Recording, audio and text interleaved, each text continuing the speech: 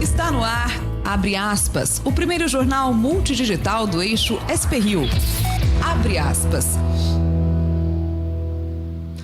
Olá, começa agora mais um Abre aspas na edição desta quinta-feira, dia 26 de julho de 2018, agradecendo já a sua audiência pelo nosso Facebook, lembrando que também estamos ao vivo pelos aplicativos da rádio disponíveis tanto para Android como para iOS, e depois, na íntegra, o conteúdo está no spriomais.com.br.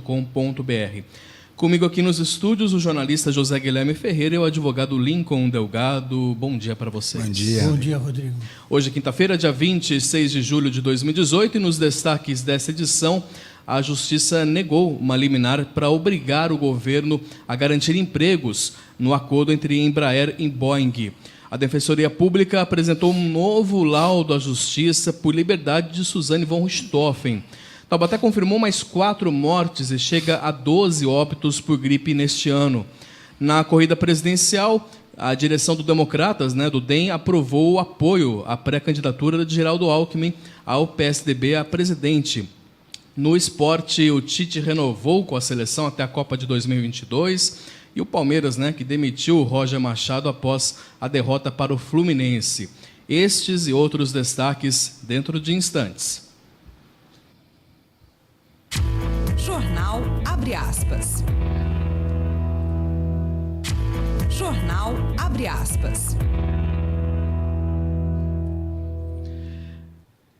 E retornando com o Jornal Abre aspas na edição desta quinta-feira, a gente começa a edição de hoje com o comentário do jornalista José Guilherme Ferreira. Eis a questão. Bom, em tempos de fake news, o Facebook, que tem sua porta escancarada para o mundo, sempre está pressionado para agir. E ontem ele agiu. Tomou uma decisão que surpreendeu o mundo político das redes sociais. O Facebook desativou 196 páginas e 87 contas pessoais utilizadas por membros do Movimento Brasil Livre, MBL, aquele do Kim Katiguri. As páginas, segundo o Facebook, serviam para divulgar e propagar notícias falsas, principalmente as relacionadas a candidatos às eleições de outubro. A informação original é da agência Reuters. Bom, em comunicado, o Facebook informa que tirou do ar uma rede coordenada que se ocultava com o uso de contas falsas no Facebook e escondia a natureza e a origem de seu conteúdo, com o propósito de gerar divisão e espalhar desinformação. O nome das páginas e dos perfis não foram divulgados. As páginas somavam mais de 500 mil de seguidores. O MBL nega as acusações e diz que vai recorrer. A medida, informa o Estadão, foi muito criticada pelo procurador-chefe da Procuradoria da República em Goiás, Ailton Benedito, que cobrou explicações do Facebook. Ele vê na remoção das páginas censura prévia. É um ponto a se considerar nos debates. O ator Alexandre Frota, filiado do PSL de Bolsonaro, teve que apagar uma publicação compartilhada por ele no Facebook sobre o deputado distrital Chico Leite, da Rede, pré-candidato ao Senado Federal. A exclusão foi determinada pelo Tribunal Regional Eleitoral do Distrito Federal. A postagem de Frota trazia uma arte com a imagem do deputado e a frase, abre aspas, "Eu quero a prisão do juiz Sérgio Moro em 24 horas", diz o pré-candidato ao Senado Chico Leite, fecha aspas.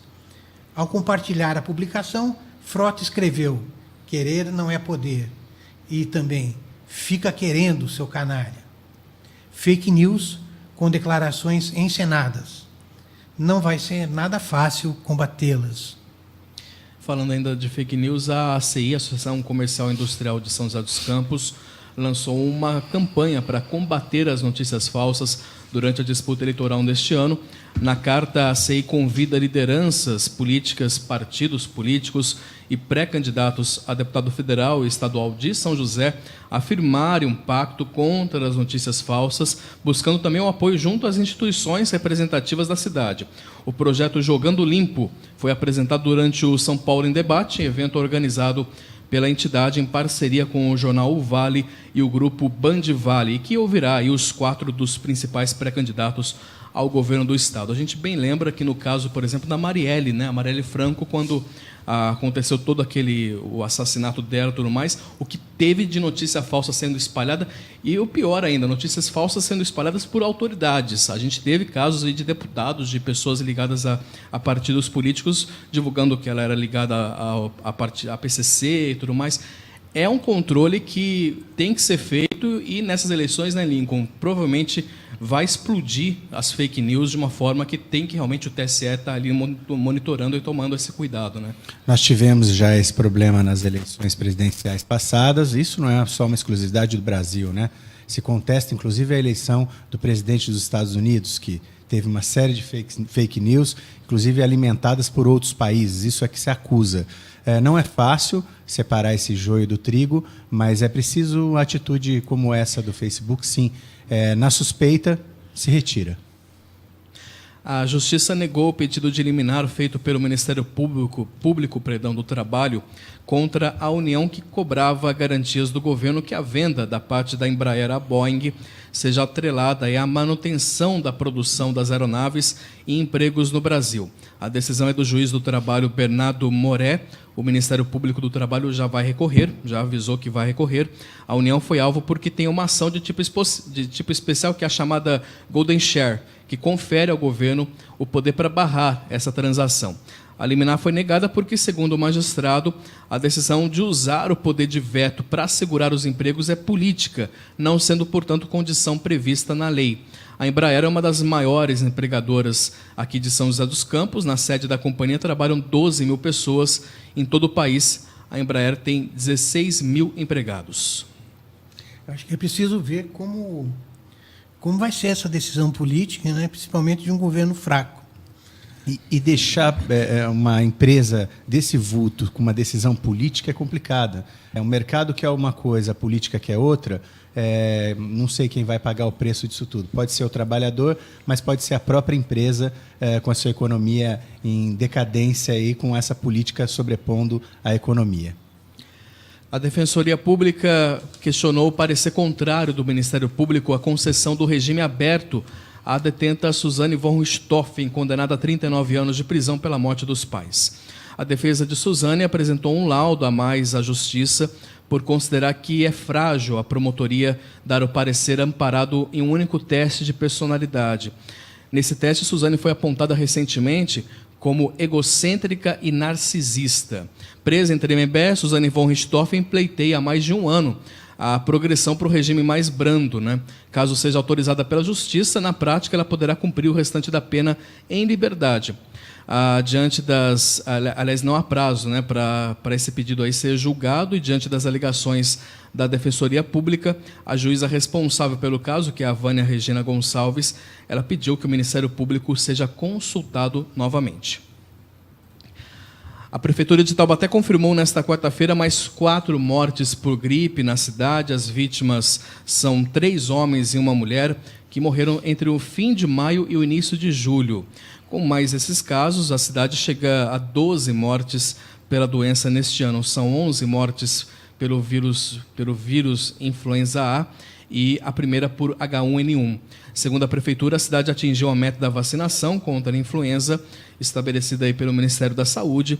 Foram 63.500 doses aplicadas, o que representa uma cobertura vacinal de 97,69%. Apesar disso, gestantes que estão no grupo prioritário estão abaixo da meta. A vacinação segue na cidade para os grupos prioritários, que são eles: gestantes, idosos, as crianças, trabalhadores da saúde, professores e também pessoas com doenças crônicas. As doses estão disponíveis nas unidades de saúde da cidade. Não é só uma realidade em Taubaté, mas também no Brasil inteiro, que alguns grupos prioritários também estão abaixo.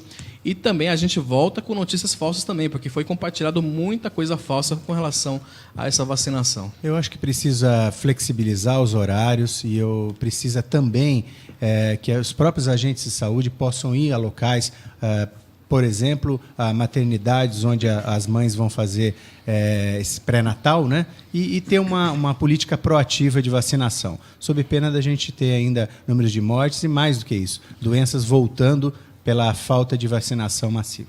Pois é, eu também acho que é importante, porque muitas vezes as próprias famílias estão menosprezando a vacinação, né? Deixando de lado.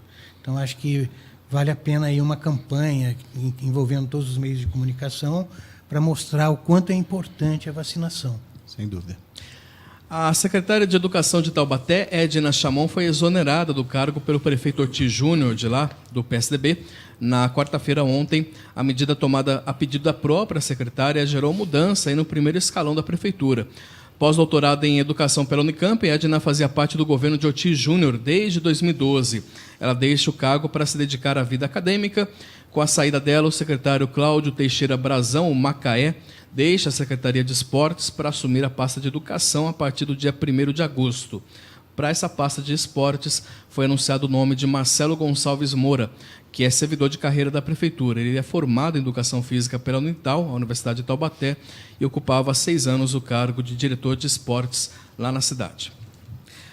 E a Prefeitura de Taubaté abriu nesta quarta-feira a licitação para contratar a empresa que vai operar o serviço de Zona Azul na cidade, que está suspenso desde 2016. A promessa da gestão era de que até o início do segundo semestre deste ano o serviço estivesse aí operando na cidade, mas a abertura dos envelopes apenas está marcada para o dia 24 de agosto. A expectativa do investimento é de 2,2 milhões de reais para a exploração do serviço. O estacionamento rotativo foi suspenso na cidade em julho de 2016, após aí uma série de entraves entre a gestão e a empresa contratada. O contrato de 1,5 milhão aí de reais foi rompido depois da empresa ser autuada 18 vezes pela administração municipal por falhas na operação. A Zona Azul vai funcionar de segunda a sexta-feira, das 8 da manhã às 6 da tarde, aos sábados, das 8 a 1 hora. O valor cobrado será de R$ 2,00 para carros e R$ 1,00 para motos. O problema da Zona Azul tem também a questão muito complicada dos guardadores de carro, né? Que muitas vezes eles não deixam você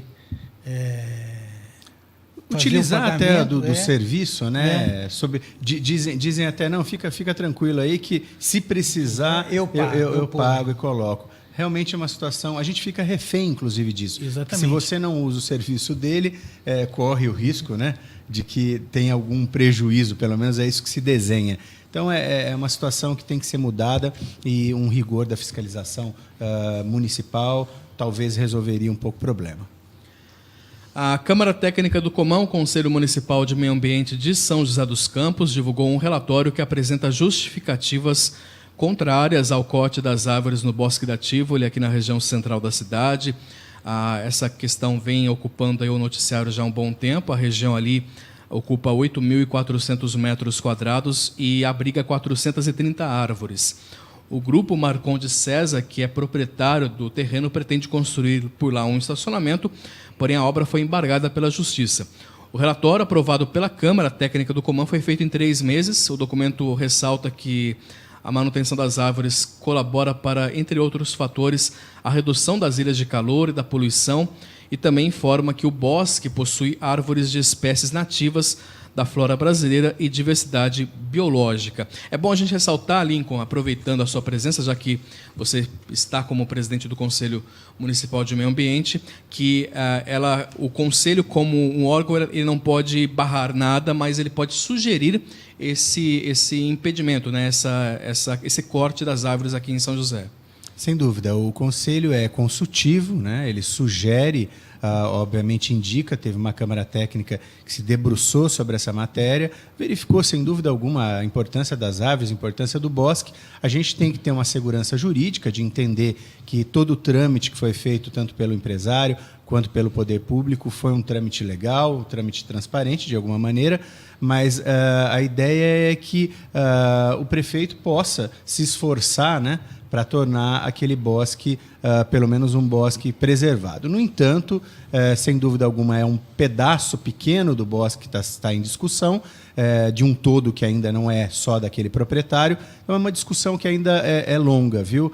É uma discussão que ainda deve ter alguns passos na justiça, mas vamos verificar qual será o comportamento do poder público e do próprio empresário. Se a gente puder conciliar uma atividade com a preservação, esse é o melhor dos mundos, né? Bom, o importante é que o poder público tenha as referências técnicas e de especialistas para poder tomar uma decisão o mais próximo da correta, né? Sem dúvida. A função do Conselho de Meio Ambiente é um conselho que tem técnicos, tem universidades, mas também tem representantes da população, sociedade de amigos de bairro, de formas que a gente tenta ver o mais possível anseio da população e passar isso para o prefeito, para ele se sensibilizar ou não com a questão. Decidir pela manutenção ou não é a justiça e o próprio empreendedor, que, como eu disse, fez tudo dentro do trâmite legal. Vamos ver os próximos capítulos aí dessa questão. E uma notícia curiosa, as baleias jubarte estão se aproximando aqui do litoral norte de São Paulo em números muito acima do normal, viu? E pesquisadores não sabem exatamente o motivo. Só nos últimos 30 dias, mais de 50 foram vistas ao lago ali de Ilhabela, criando um misto de euforia e também de preocupação entre os ambientalistas, já que por conta do alto risco, né, de colisão ali com barcos e redes de pesca na região. Os números são do Júlio Cardoso, que é ambientalista de lá e fundador do projeto Baleia Vista, que há 15 anos monitora a presença de baleias e golfinhos nas águas de Ilhabela e São Sebastião. É bonito de se ver, a gente tem alguns vídeos aí que mostram as baleias, mas realmente fica essa questão do critério, né, de ter cuidado aí com relação, porque é uma região também bastante movimentada, de barcos e tudo mais. Né? A gente teve a Semana da Vela na Ilhabela e julho é um mês, né, de eventos e, portanto, atrativo aí da vela. E Ilhabela se intitula, né, capital da vela no Brasil. Então, realmente, um conflito aí entre as embarcações e a baleia é sempre temerário. Mas tem visitações constantes, inclusive orca, que é um animal lá do gelo, de vez em quando vem aqui para o nosso quente litoral. Então é uma passagem de animais. Isso também incrementa o turismo, né? Se a gente se bem usado e esse avistamento sem, obviamente, incomodar o animal, incrementa o turismo da região. E olha, segundo o IBGE, a população do Brasil vai começar a diminuir de tamanho daqui a cerca de 30 anos. Em 2039, o país vai ter mais idosos do que crianças. Um dos motivos desse envelhecimento é o aumento da expectativa de vida, que vai ultrapassar os 77 anos, no caso dos homens, e superar os 84 entre as mulheres. Outro motivo é que, segundo o IBGE, as mulheres estão tendo cada vez menos filhos. Olhando para esta praça, é possível imaginar um pouco de como será o Brasil do futuro. A população está envelhecendo. Eu, graças a Deus, estou na idade de 82 anos, estou muito bem. Você vai num banco hoje em dia, tem mais gente na fila de idosos do que na fila comum. Segundo o IBGE, em 2039 o país vai ter mais idosos do que crianças. E cerca de 20 anos depois, 1 em cada 4 brasileiros terá mais de 65 anos. Um dos motivos é o aumento da expectativa de vida, que vai ultrapassar os 77 anos, no caso dos homens, e superar os 84 entre as mulheres. Hoje em dia, a média gira em torno dos 72 anos entre os homens e quase 80 entre as mulheres. Outro motivo para o envelhecimento da população é que, segundo o IBGE, as mulheres vão ter cada vez menos filhos. Para se ter uma ideia, a média em 1960 era de 6,3 filhos por mulher e 100 anos depois deverá cair para 1,66. Ou seja, aqueles retratos antigos com famílias enormes vão se transformar em peças de museu. Conversando com as mulheres nas ruas, realmente é difícil encontrar alguém com disposição para ter muitos filhos. Cada vez mais a gente está demorando a ter filhos por uma busca profissional, né? E a quantidade eu acho que é mais em relação à economia mesmo. O gasto que é grande para se criar um filho hoje. Você, como é que você pensa que vai ser? Planeja alguma coisa ou não? Não planejo. Carreira em primeiro lugar. Menos crianças, população menor. Hoje o Brasil tem 208 milhões de habitantes. Até 2047, esse número ainda vai crescer, chegando a pouco mais de 233 milhões. E depois vai começar a cair, até chegar a 228 milhões. Para esta economista, diante desta nova realidade, o mercado de trabalho precisa se adaptar, porque com menos jovens, os idosos vão ocupar cada vez mais vagas. Então é preciso que as políticas, tanto públicas quanto privadas, empresas, se adaptem para essa nova realidade. Em termos de capacitação, recapacitação, melhoria das condições de saúde, melhoria da mobilidade urbana e para reduzir o preconceito que o empregador tem em relação ao trabalhador mais velho. Muito bem, uma questão também que a gente estava comentando aqui é a questão da previdência, né? O cuidado aí com os idosos, já que a população vai ficar mais velha, como é que vai estar o governo também para atender às necessidades desse público mais idoso, né? Você tem uma equação de uma população economicamente ativa cada vez menor e um crescente número, né, de idosos que ainda ficarão ainda por muitos e muitos anos, às vezes até décadas, com a Previdência pagando aí suas contas. É uma conta que não fecha e é um desafio muito grande. A gente tem uma janela de crescimento nesses próximos 30 anos, ou a economia se fortalece, a gente cria um país forte para depois conseguir entrar nessa janela aí de um mercado com menos pessoas, ou a gente vai ter um grande problema nas próximas décadas. Nós vamos para um rápido intervalo. Na sequência tem previsão do tempo, tem informações de política e também as notícias do esporte. Jornal Abre Aspas. Jornal Abre Aspas. Retornando com as informações do Abre Aspas, nesta quinta-feira, dia 26 de julho, nós vamos então agora com a previsão do tempo. O Caio Souza está de folga nessa semana. Quem vai fazer a previsão hoje com a gente é a Camila Brasiliense. Bom dia, Camila. Bom dia, Rodrigo Fernandes. A quinta-feira começa com névoa em várias cidades de São Paulo, mas ao longo da manhã ela vai se dissipar e o sol vai aparecer. Assim, na maior parte do dia, o céu vai ficar com poucas nuvens, ventos fracos a moderados e não há previsão de chuva. Atenção para a umidade relativa do ar, que hoje pode apresentar valores baixos, próximos de 30% em algumas regiões. As temperaturas vão aumentar um pouco em relação a ontem, com previsão de 27 graus no Vale do Paraíba e capital paulista, 24 graus no litoral e 20 graus na Serra da Mantiqueira. Camila Brasiliense, do Tempo Vale, para o jornal Abre Aspas. Essa secura, né, é muito ruim, né? Não só para a saúde, mas também por conta aí das queimadas, né?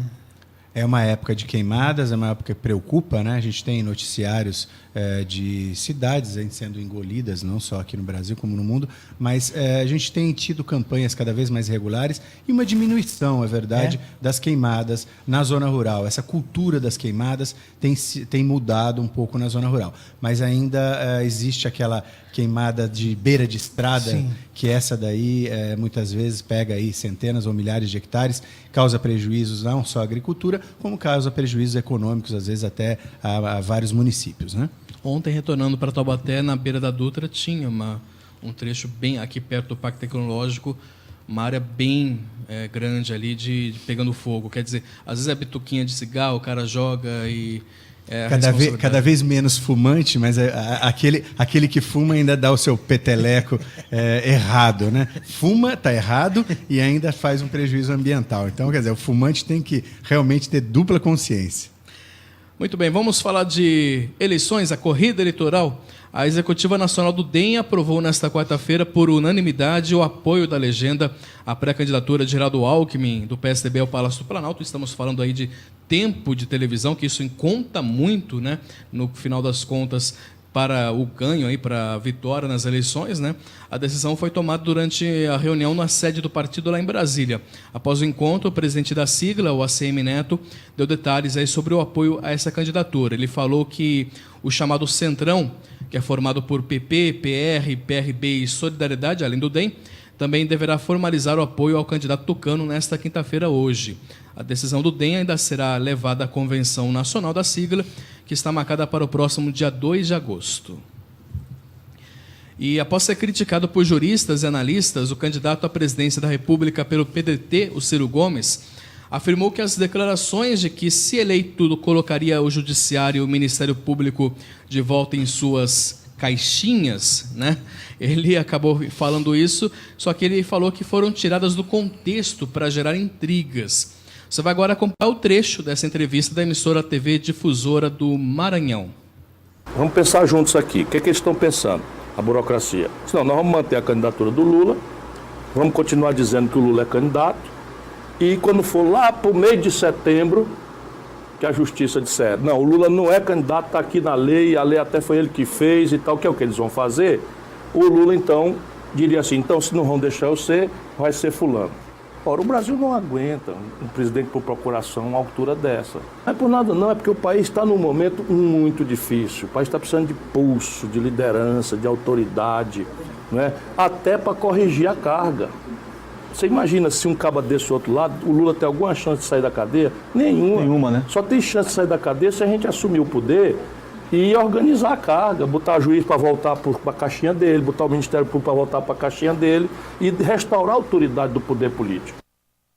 Ontem, Ciro Gomes disse que essa declaração foi tirada do contexto. Segundo ele, o termo caixinha é uma figura de linguagem usada para explicar que o Judiciário e o Ministério Público não podem se meter em tudo. Isso é palavras do Ciro Gomes. No último dia 20, a Convenção Nacional do PDT confirmou a candidatura dele ao Palácio do Planalto. Ainda falta definir quem será o vice. Nós é que estamos errados. A gente entendeu errado, então o Ciro Gomes está certo. O velho Ciro com a língua solta, né? Até outubro deve ter mais algumas pérolas dele para a gente poder verificar e entender se a gente precisa, sim, de um presidente com pulso, um presidente que venha a mudar a situação atual, mas com responsabilidade, né? Um pouquinho de temperança, né? Sem dúvida. E o juiz Sérgio Moro e o ministro da Segurança Pública, Raul Jungmann, participaram ontem de um debate sobre temas como corrupção e segurança. O juiz Sérgio Moro, titular da Operação Lava Jato, comentou o confronto de decisões com o desembargador Rogério Favretto, do Tribunal Regional Federal da 4ª Região, no início deste mês, sobre a soltura do ex-presidente Lula. Mesmo de férias, Moro interveio para manter a prisão de Lula, assim que soube que o pedido de habeas corpus tinha sido aprovado. Minhas decisões são transparentes e públicas, então eu sempre tive a pretensão de decidir com correção. Posso ter me equivocado, né? Nenhuma pessoa é perfeita, advogados, promotores, jornalistas, juízes, mas eu sempre agi com a pretensão de fazer o que era certo, aplicando a lei e as provas. Além do combate à corrupção, o evento organizado pelo jornal O Estado de São Paulo promoveu discussões sobre outros assuntos. O ministro da Segurança Pública, Raul Jungmann, falou sobre alternativas para a segurança nas cidades e defendeu o Estatuto do Desarmamento. Minha observação é o seguinte: sim, pode-se fazer ajustes no Estatuto, inclusive em termos da questão rural. Pode-se fazer. Mas o que transita no Congresso Nacional é rasgar o Estatuto do Desarmamento, que é uma coisa absolutamente diferente. Esse debate, que em grande medida ele é impulsionado pela indústria de armas do Brasil, tá certo? Que é normal, evidentemente, ela busca os seus representantes e fazer com que esse mercado seja aberto. Mas eu não acredito que a autotutela, que é o que se propõe, seja a resolução para os problemas da segurança brasileira. Muito bem. Só para complementar também que o Raul Jungmann, ele aproveitou também com os jornalistas e comentou sobre o caso da Marielle Franco, que até agora não tem muitas novidades, mas ele disse que é muito complexo. Aquelas declarações genéricas que a gente vem acompanhando já ao longo desses meses, mas que, infelizmente, a polícia parece que, ou por questões também de segredo aí para não atrapalhar nas investigações, mas se arrasta aí durante já foram 4 meses em que a vereadora e o motorista foram mortos, um crime político que aconteceu lá no Rio de Janeiro e até agora sem nenhuma solução. O Raul Jungmann comentou também sobre isso durante esse evento aqui em São Paulo, falando que é muito complexo esse crime, que tem milícias atuando. Milícias atuando a gente já sabe desde o começo, né, ministro? Mas a gente precisa aí de informações novas e que a polícia realmente, de fato, né, conclua essa investigação, que já está mais do que 4 meses se passaram e nada ainda avançando. Né? E essa questão do desarmamento também vem à baila sempre que a gente tem um problema muito grande de insegurança. O país tem vivido essa insegurança e esse assunto vem também junto ao principal candidato hoje aí, despontando como primeiro lugar, que é o Bolsonaro, um certo apoio a voltar a armar a população. Isso não resolve, na minha opinião, mas é um assunto que vem à baila, sem dúvida alguma, nas próximas eleições. Muito bem, nós vamos para um breve intervalo. Na sequência tem mais informações. Jornal Abre Aspas. Jornal Abre Aspas. Retornando com a edição do Abre Aspas nesta quinta-feira e lembrando, véspera do aniversário da cidade de São José dos Campos, aí 251 anos. Amanhã, portanto, não haverá a edição do Jornal Abre Aspas, feriado municipal aqui na cidade, mas já queremos aí congratular. Me lembrou agora aí o comercial, me lembrou esse aniversário, uma data importante aí para São José dos Campos, que a gente possa aí sempre desejar prosperidade para a cidade, né? Mais investimentos, né? Melhorias aí para a população. Parabéns aos joseenses. Vamos aos indicadores econômicos, falar de mercado financeiro. O dólar fechou em queda nesta quarta-feira, de olho no mercado externo, sobre o comércio bilateral. Além disso, o mercado segue repercutindo aí, né, as expectativas sobre o cenário eleitoral no Brasil. A moeda norte-americana caiu 1,09% a 3,70, e com isso o dólar terminou o dia no menor valor em um mês. Já o dólar turismo encerrou vendido perto dos 3,85. Já a Bovespa encerrou novamente o pregão em alta, cotada a 1,34%. O governo leiloa hoje a primeira das 6 distribuidoras de energia da Eletrobras. O leilão da Companhia de Energia do Piauí, ou CEPISA, a CEPISA, está marcada para logo mais às 10 da manhã de hoje, lá em São Paulo. De acordo com a ANEEL, a Agência Nacional de Energia Elétrica, se a CEPISA for vendida, os consumidores lá do estado do Piauí deverão ter uma redução aí de pelo menos 5,22% na tarifa da energia. Ao todo serão privatizadas 6 distribuidoras de energia controladas pela Eletrobras. Dessas 6, né, 5 descumpriram nos últimos 2 anos os parâmetros de qualidade da ANEEL.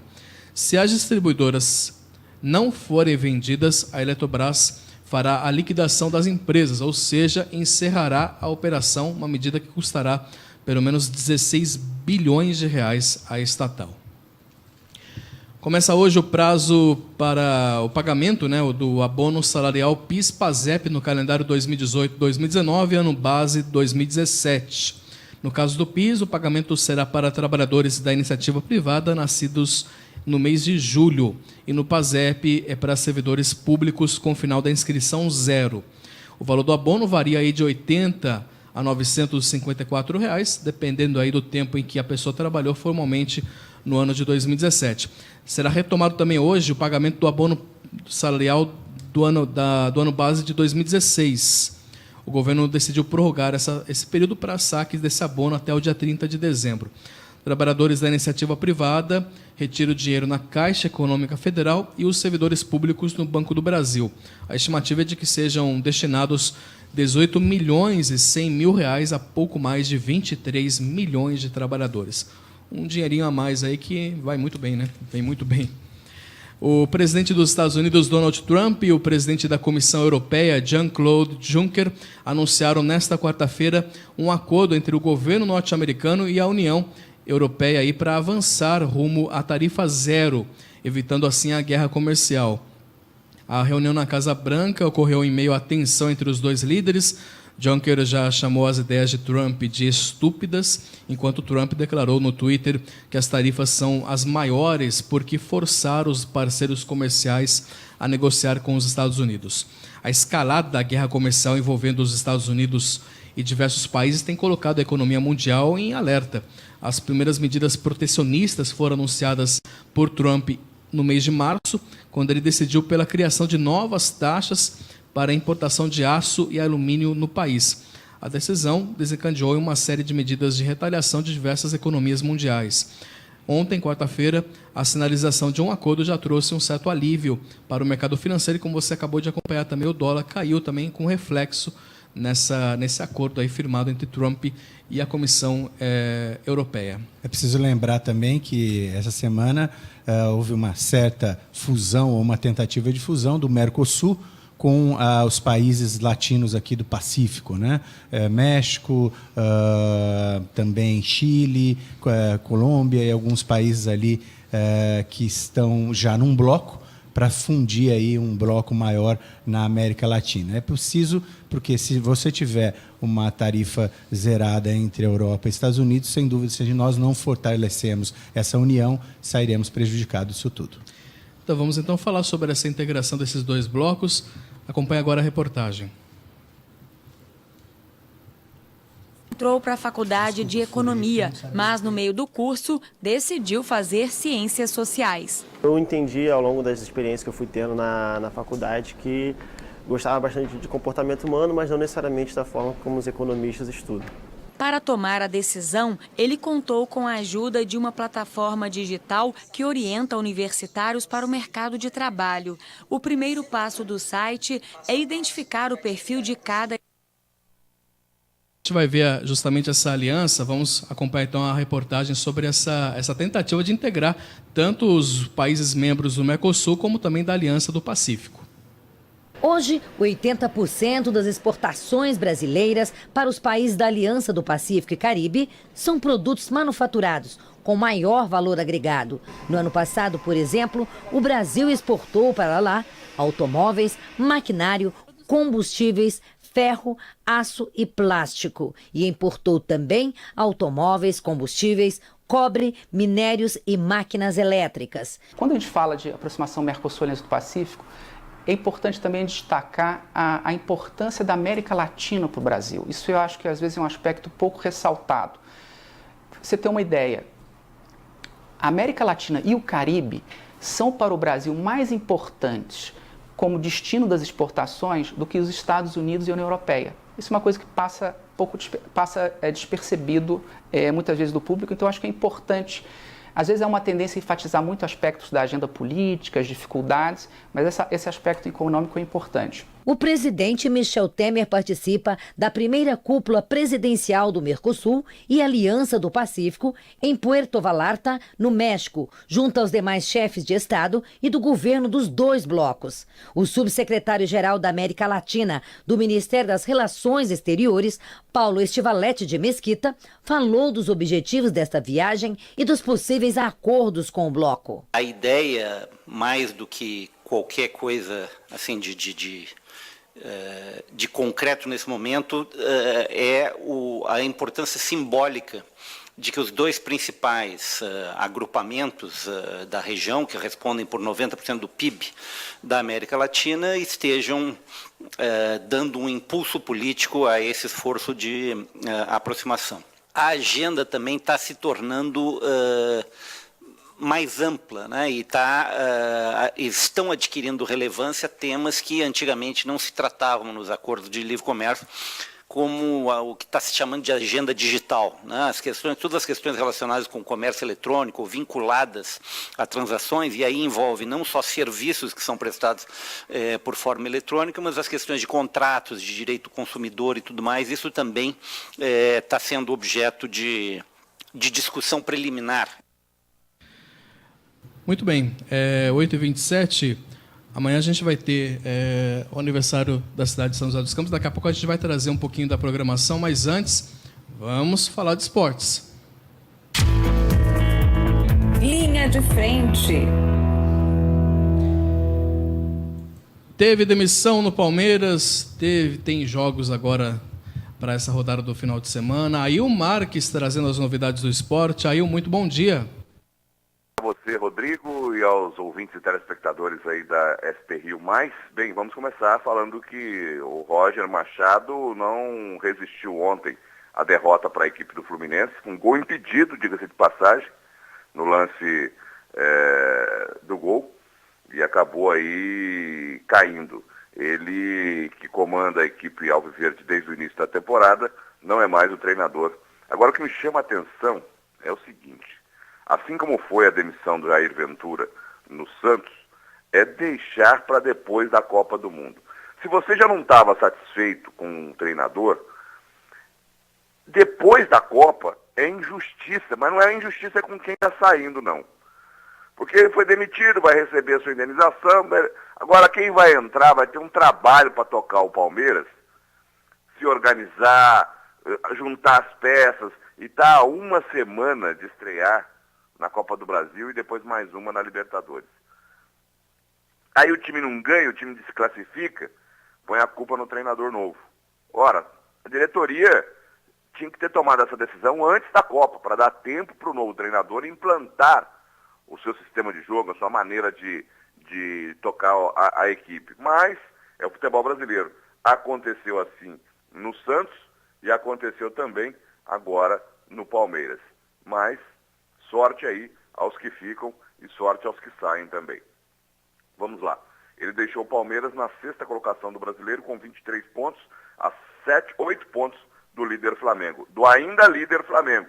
Afinal de contas, ontem o Flamengo enfrentou o Santos e empatou em 1-1 na Vila Belmiro, com um lindo gol, diga-se de passagem, a jogada, né? O gol em si foi normal do Gabigol, mas a jogada do Rodrigo realmente foi uma jogada bem bacana. O Santos empatou com o Flamengo, resultado que fez o Flamengo abrir vantagem na liderança para o São Paulo, mas pode perder, depois de muito tempo na liderança, o Flamengo pode perder a liderança hoje para o tricolor paulista.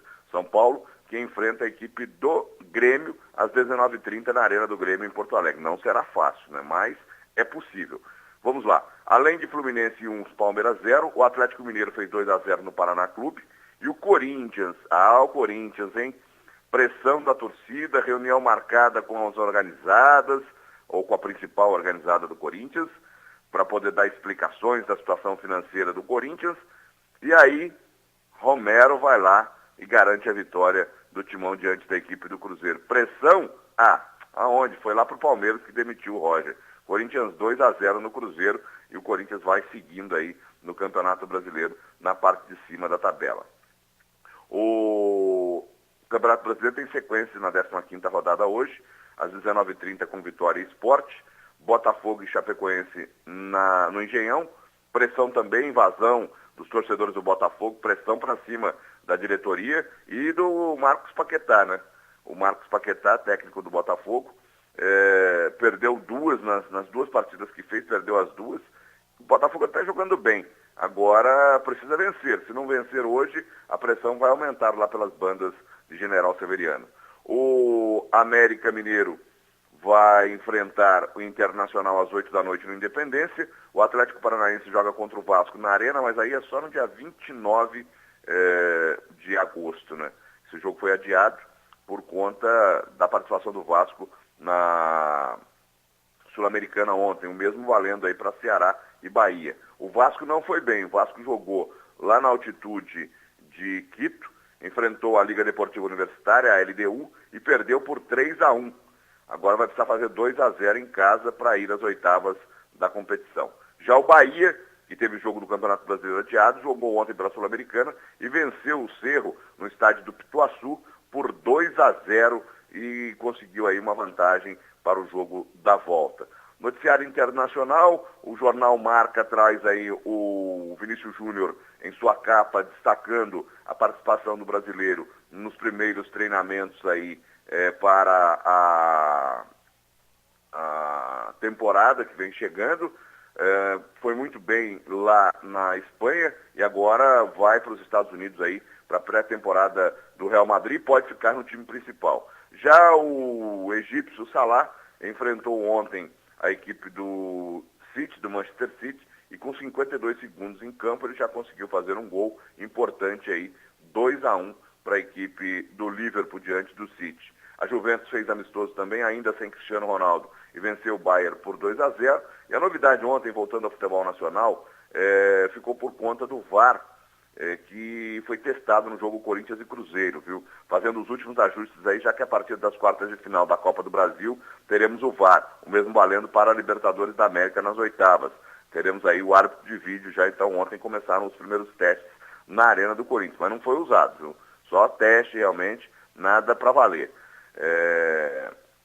E finalizando as informações, ô Rodrigo, só para a gente lembrar aí, é que o Tite ontem, né, se reuniu com a direção da CBF, acertou aí a sua permanência junto com o Edu Gaspar, junto à seleção brasileira até 2022. Então a CBF confirmou que o técnico Tite será o técnico do Brasil até a Copa do Mundo do Catar. É aquela velha história.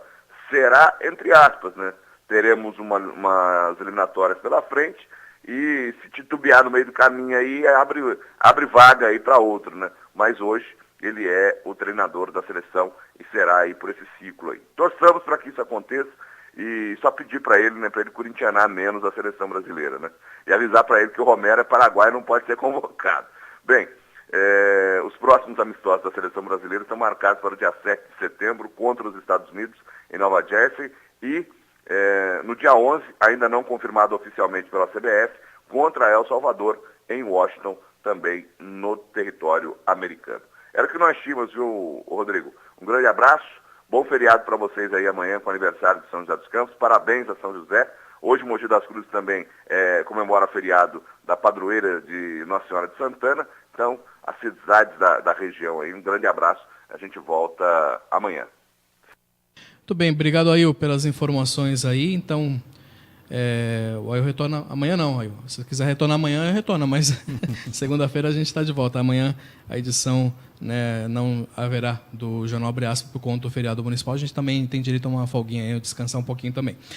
Falando um pouquinho da programação dos 251 anos da Festa de São José dos Campos, apenas passar um panorama aqui para vocês, porque hoje tem Coro Jovem, né, a apresentação do Coro Jovem de São José dos Campos no Teatro Municipal, a partir das 8 horas da noite. O Coro Jovem apresenta Carmina Burana, né, uma apresentação de clássico e espetáculo. Coro Jovem de São José no Teatro Municipal, às 8 horas da noite. E amanhã o dia da festa começa bem cedinho aí, com missas, todo o achamento da bandeira, enfim, toda a parte solene, e a parte de shows começa aí no Parque da Cidade a partir das 11h30 da manhã com o Peleco e segue até as 5 horas da tarde. Os destaques aí, é claro, a gente tem que destacar também as bandas regionais, Serial Funkers, tem Thales e Wellington, mas também tem o Tchacabum e o Sampa Crio, né, que devem movimentar aí um pouquinho também lá no Parque da Cidade.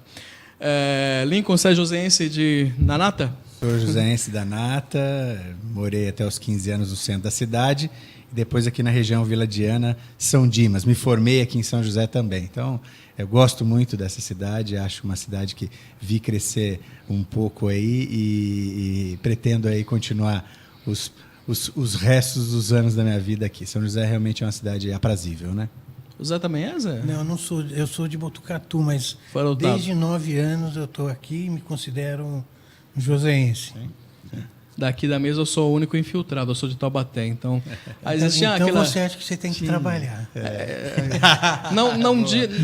Que o meu chefe não ouça isso. Que o meu chefe não ouça isso. Muito bem, eu quero agradecer, mais uma vez, parabenizar os joseenses aí, uma cidade incrível, uma cidade com um potencial ainda maior ainda para se desenvolver. A gente espera realmente, torce para que São José se desenvolva cada vez mais com responsabilidade, né, com sustentabilidade e, claro, também pegando aí outras cidades da região também. Isso é o caminho junto, né? A integração, Vale, né? Exatamente. Então, parabéns a você, joseense, pelo aniversário da cidade amanhã. A programação completa está no site da Prefeitura de São José e também da Fundação Cultural Cassiano Ricardo. É só pesquisar aí, é muito fácil para você que entende de internet aí, pesquisa e acompanha a programação. O Douglas vai gravar também, né? Agora já coloquei oficialmente que o Douglas irá gravar aí uma programação de agenda oficial aí para você poder também ter no site sprriomais.com.br a programação da agenda cultural para esse final de semana. Se não ia gravar, agora vai gravar, viu, Douglas? Beleza? Fechou. Então, no site sprriomais.com.br também estará a programação da agenda cultural especial do aniversário de São José dos Campos. Obrigado, Lincoln. Ótimo feriado e ótima semana para ti. Eu que agradeço também e até a próxima semana. Um abraço. Zé, retornamos segunda. Segunda, um abraço. Obrigado pela audiência. A gente retorna então segunda-feira. Um ótimo feriado para você, joseense, e para você também, amigo internauta. Um excelente final de semana. Até segunda. Jornal Abre Aspas.